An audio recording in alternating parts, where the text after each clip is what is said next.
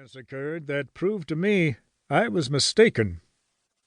One morning 3 Indians rode into town, each of them mounted on a mustang and leading another loaded with pelts. They were 3 of the finest Indians I had ever seen. One of them especially was a perfect giant. In fact, he was known at the place as Big Injun.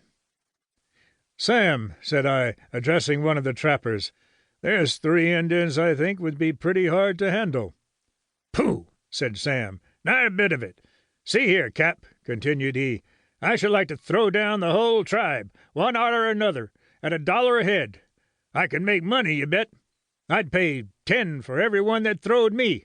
And as for a fist and skull fight, Lord bless you, Cap, I could lick 3 Injuns every morning afore breakfast, and only put out enough strength to give me an appetite."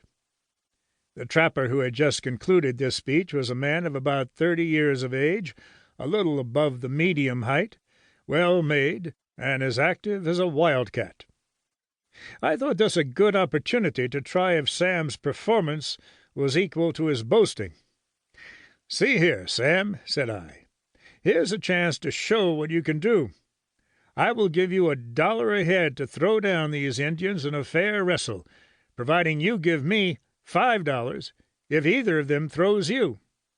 "All right, Cap," replied Sam. "Give me your hand on it. That's as good as $3 in my pocket. Them's Comanches, though, and the best wrestlers on the plains." The bargain was soon made. The Indians, by the promise of some liquor, were soon induced to try their skill with a white man. Sam threw off his shot-bag, and, tightening his belt, declared himself ready. One of the Indians, throwing off his blanket, seemed equally anxious for the encounter. "Now, Injun," said Sam, "what's your holt?" Without answering, the Indian walked up to Sam and placed both arms around him, and the 2 men took holds known to wrestlers as Indian hug. The encounter did not last long. In a few seconds the Indian was laid on his back. Sam sprang to his feet and called for number 2, who soon shared the same fate.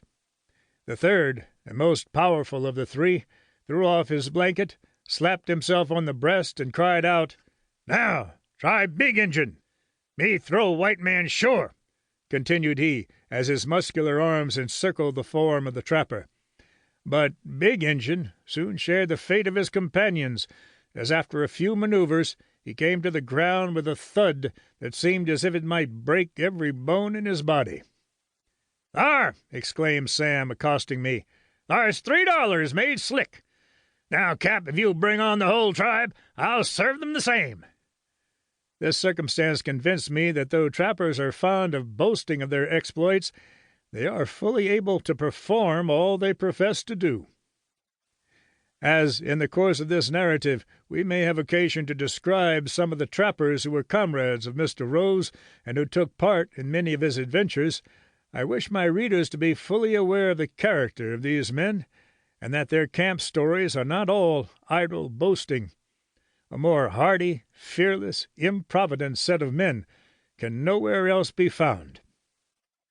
Mr. Isaac P. Rose differs in a great many respects from the ordinary trapper.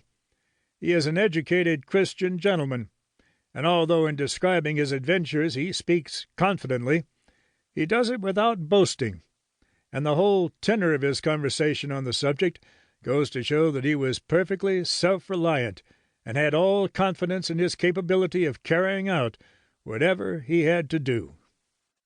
The Author.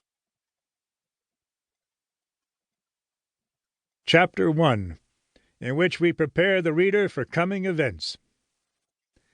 In writing a narrative of this description, where the incidents and adventures occur in a region so remote from civilization, and where the characters are so peculiar and uncommon, I think it would not be out of place to give a short description of the manners, habits, and customs of the Rocky Mountain trapper.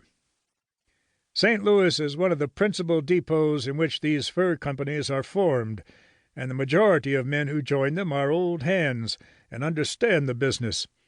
But raw recruits are often taken in, and are compelled for some time to occupy an inferior position, it being their business to watch the camp, cook, skin and dress the game, stretch and